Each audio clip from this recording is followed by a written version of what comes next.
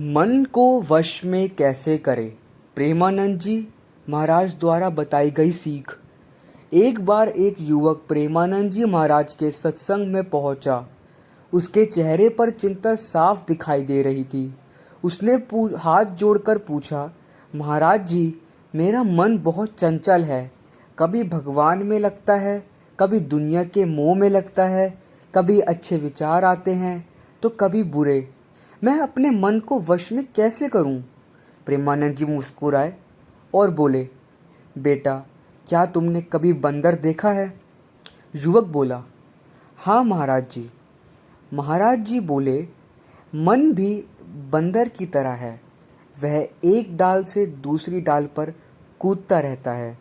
अगर तुम उसे ज़बरदस्ती पकड़ोगे तो वह और उछलेगा, लेकिन यदि उसे मीठा फल दे दो तो वह शांत होकर बैठ जाएगा। युवक समझ नहीं पाया। तब महाराज जी बोले, मन को संसार के विषयों से हटाकर भगवान के नाम का रस दो। जब मन को भगवान के नाम में आनंद मिलने लगेगा तब वह अपने आप शांत होने लगेगा। फिर उन्होंने एक उदाहरण दिया। मान लो किसी बच्चे के हाथ में मिट्टी है। तुम उससे मिट्टी छीनोगे तो वह रोएगा, लेकिन अगर उसके हाथ में मिठाई दे दो तो वह खुद मिट्टी छोड़ देगा। ठीक इसी प्रकार मन को बुरी आदतों, चिंता और मोह से जबरदस्ती नहीं हटाया जा सकता। उसे भगवान के नाम, भजन, सत्संग और सेवा का आनंद देना पड़ता है। युवक की आंखों में चमक आ गई।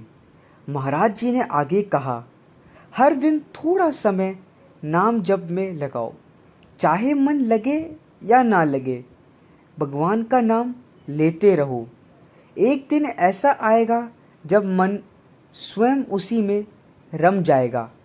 उस दिन के बाद युवक ने नियमित रूप से राधे राधे का नाम जपना शुरू कर दिया।